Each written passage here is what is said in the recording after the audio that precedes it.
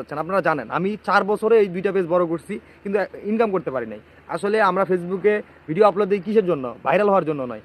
Facebook থেকে একটা extra টাকা ইনকাম করার জন্য কিন্তু আমরা ভিডিও আপলোড দিই। তো আপনারা যদি এতদিন ধরে দীর্ঘদিন ধরে কষ্ট করে ভিডিও বানায়, ভিডিও আপলোড দেওয়ার পর এতদিন দীর্ঘ অপেক্ষার পর যদি টাকা ইনকাম করতে না পারেন, কতটা কষ্ট লাগবে?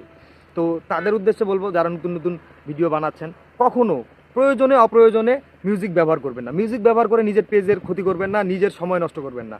জানেন সময়ের কত দাম এবং পরিশ্রম কত হয়? একটা ভিডিও বানানো, ভিডিও এডিট করা, আপলোড করতে কতটা সময় প্রয়োজন এবং কতটা ধৈর্য প্রয়োজন, যারা করতেছেন তারা কিন্তু জানেন এই বিষয়গুলো। তো তাদের উদ্দেশ্যে অনুরোধ করব, সাজেস্ট করব, অনুরোধ করব। তো তাদের উদ্দেশ্যে বলবো, অনুরোধ করে বলতেছি, আপনারা মিউজিক ব্যবহার করবেন না। আপনার ভিডিও যদি ভালো হয়, আপনার ভিডিও যদি মিনিংফুল হয়, মানুষ যদি পছন্দ করার মতো কন্টেন্ট আপনি বানাতে পারেন, আপনার ভিডিওতে মিউজিক লাগবে না, আপনার ভিডিও এমনিতেই রিকমেন্ডেশনে চলে যাবে।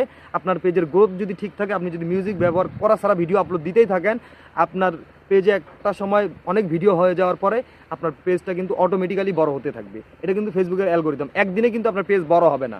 তাই আপনাকে কষ্ট করে কপিরাইট মিউজিকহীন, কমিউনিটি ভায়োলেশন মুক্ত ভালো ভালো কন্টেন্ট আপলোড দিতে হবে, যার যার পরেই কিন্তু আপনি টাকা ইনকাম করতে পারবেন ফেসবুক থেকে। তো আর বেশি কথা বাড়াবো না, অনেক ভিডিও লম্বা হয়ে যাচ্ছে। ভুল করবেন না, আমি 4 বছর সময় নষ্ট করছি, পেজ নষ্ট করছি, সময়টার পরিশ্রম যেটা আমি করছি পুরাটাই বৃথা। তাই অযথা মিউজিক ব্যবহার করে পেজের ক্ষতি করবেন না, নিজের সময়ের ক্ষতি করবেন না। ভালো থাকবেন সবাইকে, আসসালামু আলাইকুম।